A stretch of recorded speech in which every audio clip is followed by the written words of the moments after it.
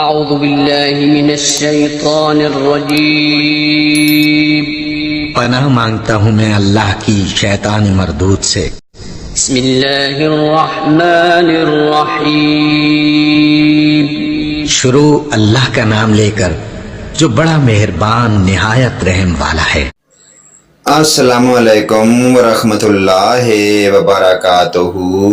پیارے دوستوں اور پیارے بھائیوں، اسلامی ویڈیو شروع کرنے سے پہلے دنیا کے تمام دوست بھائیوں سے ہماری گزارش ہے، عرض ہے کہ ہماری اسلامی ویڈیو کو لائک کریں، سبسکرائب کریں اور ساتھ لگے ہوئے گھنٹی کے آل کے بٹن کو ضرور پریس کریں تاکہ ہماری ہر نئی آنے والی ویڈیو کا آپ کو اس کا بروقت نوٹیفیکیشن ملتا رہے۔ چلیے ناظرین، اسلامی ویڈیو کی جانب چلتے ہیں۔ نحمدہ و نصلی علی رسول الکریم، اما بعد۔ آج کی ہماری ویڈیو حدیث نمبر 60 موضوع ہے علمی مسائل کو بآواز بلند کیا جائے۔ یہ ہے ہماری آج کی ویڈیو کا موضوع، کتب صحیح البخاری، فصل ایمان کا بیان۔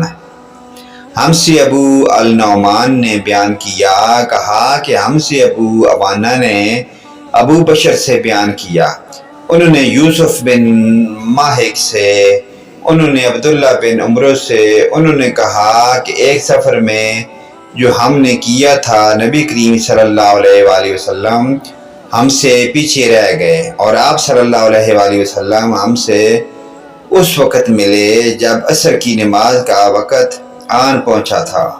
ہم جلدی جلدی وضو کر رہے تھے، پس پاؤں کو خود دھونے کے بدل ہم یوں ہی سادھو رہے تھے۔ یہ حال دیکھ کر آپ صلی اللہ علیہ وآلہ وسلم نے بلند آواز سے پکارا، دیکھو ایڑیوں کی خرابی دوزخ سے ہونے والی ہے۔ 2 یا 3 بار آپ صلی اللہ علیہ وآلہ وسلم نے یوں ہی بلند آواز سے فرمایا۔ تو پیارے دوستوں اور پیارے بھائیوں، آپ نے ویڈیو حدیث نمبر 60 کی یہ ہماری اسلامی باتیں سنی کہ بندے کا، مومن مسلمان کا، کسی کا بھی روح کا جو بھی سانس نکلتا ہے وہ اڑیوں سے نکلتا ہے۔ اس بدن کو اتنا مال سوار ہو کہ اس نے مٹی میں جانا ہے، سوار ہو تو صرف اپنے آخرت کو سنوارو تاکہ ہمیں اس کا آخرت میں اچھا اور نیک صلاح ملے۔ مخلوق کے خدا سے محبت کریں، آخرت کی فکر کریں تاکہ اللہ کے پاک کے حضور ہم جب سامنا ہو تو ہمیں دشواری اور مشکلات نہ ہو۔ اللہ پاک ہمیں جزائے خیر عطا فرمائے اور آخرت کی فکر کرنے کی توفیق عطا فرمائے۔ نیکسٹ ویڈیو لے کر پیارے دوستوں اور پیارے بھائیوں کے لیے ہم دوبارہ حاضر ہوں گے، اجازت دیں۔ آمین ثم آمین یا رب العالمین۔